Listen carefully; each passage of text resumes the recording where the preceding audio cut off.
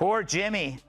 True, it was a terrible night for women, children, and for the hundreds of thousands of hardworking immigrants who cut his lawn. It was a terrible night for women, for children, for the hundreds of thousands of hardworking immigrants who make this country go. For healthcare. You know what? If I ever cry on TV, it'll be because Maroon 5 put out a new song. But that's it. You big. What happens when a comedian stops trying to make you laugh and starts trying to make you think like him? What happens when the punchlines die and are replaced by sermons? You get a late-night civil war. On one side, you have Jimmy Kimmel, the once edgy prankster, turned self-appointed conscience of America. And on the other, you have a new wave of critics, led by the razor-sharp tongues of Gutfeld Megyn Kelly, who aren't just roasting him, they're publicly dismantling him piece by painful piece. This isn't just about bad jokes. It's about a spectacular fall from grace and the story of how a comedian became the one thing he was never supposed to be: predictable. All right. So a Republican has won an election, and you know what that means. Jimmy Carter. Back in the day when I was on the prime time of Fox and you were on the prime time of CNN, a couple of hours after our shows ended, late night comics would come on, and they occasionally would make us laugh, Piers. I mean, occasionally they understood that they were in the game of making everyone laugh. As you know, they've abandoned that game now, and they're just political operatives out there. Colbert, Kimmel, Seth Meyers, who I struggle to even mention that guy's name. He's such an absolute I can't stand him. But anyway, it's just my thought bubble out loud. To understand the crash, you have to remember the takeoff. Before the tearful monologues and political pleas, Jimmy Kimmel was the king of unapologetic lowbrow humor. He was one half of the duo behind The Man Show, a program that celebrated immaturity with segments like girls jumping on trampolines. He was edgy, he was irreverent, and most importantly, he wasn't trying to be anyone's moral compass. His comedy was a sledgehammer, not a scalpel. But somewhere along the way, the leather jacket was replaced with a look of perpetual concern. The beer-chugging host vanished, and in his place stood a man who seemed to carry the weight of the world on his shoulders, lecturing his audience from a multi-million-dollar studio. The evolution was so drastic it left millions wondering if they were watching genuine growth or the most calculated rebrand in television history. Has to stay alive for 4 more years. It's also time for liberals to tell themselves that they're still right about everything and their hysteria and delusions of persecution are perfectly normal. Yet right now, they're melting like that stick of butter Joy Behar keeps between her thighs to prevent chafing. Case in point, last night, all the other late-night hosts threw a hissy fit. It's too bad Tim Walz is still grieving, or he could send them all a sack of industrial-strength tampons. We took a look at some of their reactions to the news of Trump's win. Look at this. Hey there. How are you doing? If you watch the show regularly, I'm guessing you're not doing great. Yeah, me neither. Let's be honest, it was a terrible night last night. It was a terrible night for women, for children, for the hundreds of thousands of hardworking immigrants who make this country go, for healthcare, for our climate. For many viewers, the tipping point was unmistakable. It was the moment the tears started to flow. It began with deeply personal stories about his son's health, which were undeniably powerful. But soon, the crying became a tool for almost every major topic. A political outcome he disliked, the voice would crack and the eyes would well up. A headline that disturbed him, he'd deliver his monologue with the somber gravity of a eulogy.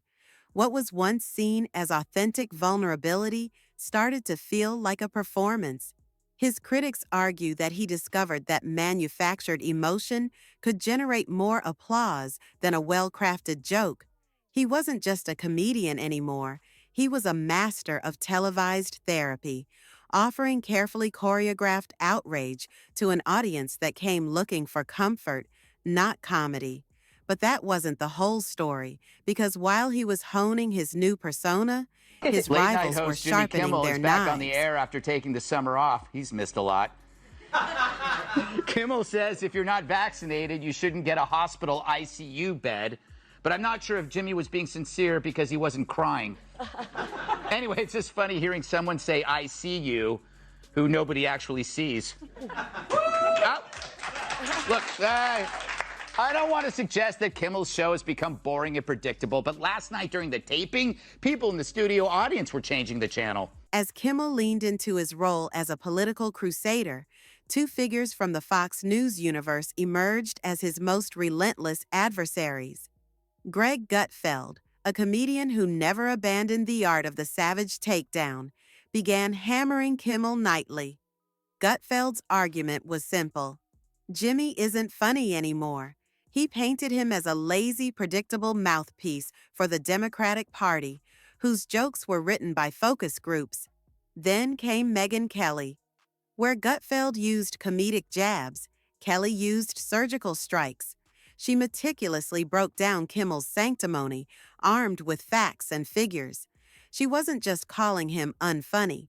She was calling him a fraud, a man preaching from a pulpit of moral superiority that he hadn't earned. And she had the receipts to prove it. Anti-establishment from a set with LED flooring. You know how much it costs to produce Jimmy Kimmel's show? I guarantee you it's tens and tens of millions. It could be as much as 100 million. I have no idea. You know how much Tucker's video cost? Nothing. You know how much Jimmy Kimmel, how many people he gets tuning in on an average night? Just last week, his average was, in the overall, meaning all viewers, 1.5 million. In the key demo, 236,000. Tucker would have been embarrassed to pull that on any night he was on the Fox News channel. That's what they're getting now. Tucker's numbers were 3 times what Jimmy Kimmel gets. And Tucker's little basement video that he did from clearly like his cabin that he broadcasts out of Maine in literally has 21 million views. Okay? 21 million views. Whereas, as I point out, on ABC, a massive network that comes into your home for free, that you have to make no effort to find, at best, Jimmy Kimmel can get 1.5 million. He needs to have a little self-perspective before going out there and hurling these insults because he looks a little silly. The most explosive weapon in his critics' arsenal wasn't a bad joke or a preachy monologue. It was Kimmel's own past. As he positioned himself as a champion of social justice, old clips from his past began to resurface, and they were DMNing. The most glaring was his repeated use of blackface in sketches for The Man Show. There he was, in dark makeup and a distorted voice, doing an offensive impersonation of the NBA legend Karl Malone. In another, he donned a fat suit and dark makeup to portray Oprah Winfrey. For his detractors, this was the ultimate hypocrisy. How could a man with this history lecture anyone about decency, prejudice, or progress? Every moral plea he made on air was now undermined by the ghosts of his own questionable comedy, leaving him exposed and vulnerable to the one attack he couldn't defend against. True, it was a terrible night for women, children, and for the hundreds of thousands of hard-working immigrants who cut his lawn. It was a terrible night for women, for children, for the hundreds of thousands of hardworking immigrants who make this country go. For healthcare, for our climate, for science, for journalism, for justice, for free speech. It was a terrible night for poor people, for the middle class, for seniors who rely on Social Security, for our allies in Ukraine, for NATO, for the truth and democracy and decency. And it was a terrible night for everyone who voted against him. And guess what? It was a bad night for everyone who voted for him, too. You just don't realize it yet. While the accusations of hypocrisy eroded his credibility, Megyn Kelly focused on an even colder, harder truth: the numbers. She pointed out the staggering disconnect between the cost of producing Jimmy Kimmel's show, tens of millions of dollars a year, and the number of people actually watching it. His ratings had been steadily declining, often pulling in just over 1 million viewers on a major network. Kelly brilliantly contrasted this with the raw power of new media. She highlighted how Tucker Carlson, after being fired from Fox, could release a simple video from his cabin in Maine and get over 20 million views in a day for free. The comparison was brutal. Kimmel had all the power of a legacy network, a massive budget, and a primetime slot, yet his influence was being dwarfed by independent creators. He looked less like a media titan and more like a king presiding over a rapidly shrinking kingdom. You might have missed it. There was one clear winner. No, not Oppenheimer. It was sanctimonious leftists for their lead role in pretending they are better than you. Several people shared in this achievement. Winner number one, Jimmy Kimmel. For the fourth time, Kimmel hosted the Oscars before an adoring crowd of Hollywood stars who laughed and curried favor with the man who wore blackface so many times he's second only to Justin Trudeau in his fondness for the practice. Yes, some of the very same celebrities who wanted you to believe they were horrified after yours truly said in 2018 that people used to don dark makeup in order to imitate well-known black celebrities and it wasn't a big deal. Absolutely ate up the performance by Hollywood darling Mr. Kimmel. Just when it seemed the battle lines were drawn, a new conflict erupted that showed just how far Kimmel had strayed into the political arena. It all started when NFL quarterback Aaron Rodgers, during an interview, made an off-the-cuff remark insinuating that Kimmel's name might appear on the recently publicized list of associates of a certain disgraced financier. The comment was pure speculation, but Kimmel's reaction was volcanic. Instead of laughing it off, he went on a furious on-air tirade, calling Rodgers a tinfoil hat-wearing wacko and threatening to sue him. The feud exploded across the internet. It was no longer about jokes. It was a messy, personal, and litigious war of words. For his critics, this was the final proof. Kimmel had become so entrenched in the political trenches that he could be triggered into a public meltdown by a single comment, revealing a man who seemed more interested in settling scores than in entertaining America. Still had a penis. Love you, Bruce. Remember when Johnny Carson cried like a baby over Ronald Reagan getting elected? Yeah, neither do I. And you know why he didn't? Because his wife didn't keep his balls in a Tupperware container next to a box of tofu burgers.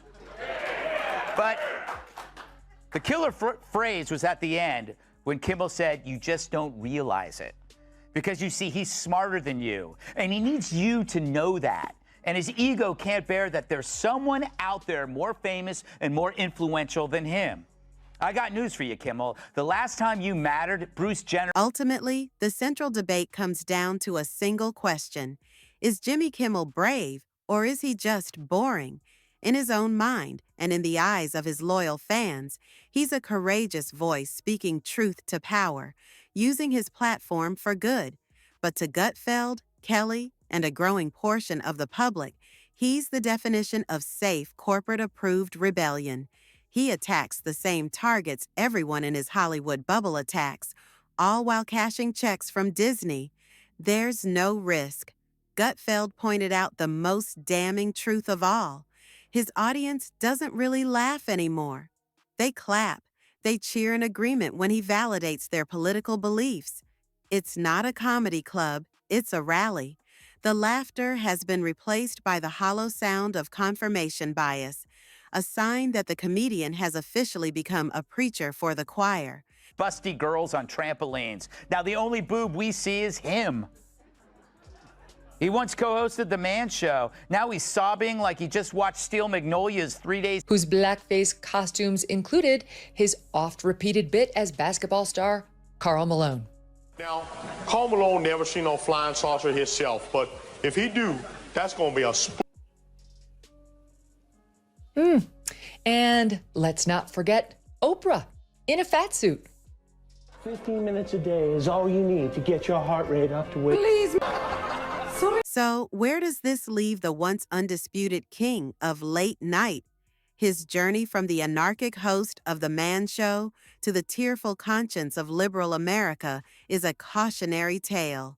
He traded universal appeal for partisan praise, and in the process, he may have alienated more viewers than he inspired. The story of Jimmy Kimmel is now a symbol of our divided times, where even comedy has to pick a side. The final question isn't just about him, but about the future of entertainment itself. In an age of endless outrage and polarized audiences, is there still room for a comedian who just wants to make everyone laugh? Or are we destined for a future where every punchline comes with a political litmus test, and the biggest joke of all is the idea that we were ever in on it together? Just this past 2 weeks, they had the Kennedy Center honors the other night where Joe Biden couldn't say Dionne Warwick. He kept calling her Diane, and he didn't know who Barry Gibb was. He kept calling him Billy. You know who else was honored at the Kennedy Center? You know who else? Billy Crystal. Just FYI, do you know who once opened up the Academy Awards in full blackface? Oh, Billy yeah. Crystal. Ooh. Billy Crystal. And do you know who's going to be hosting the Academy Awards this year? Jimmy Kimmel. Do you know who's worn blackface repeatedly and spoken inner city sort of urban accent saying she needs to darn those socks? Jimmy Kimmel as Oprah, as a fat-suited, black-faced, darning socks Oprah. Now, if you are of the left, that's fine.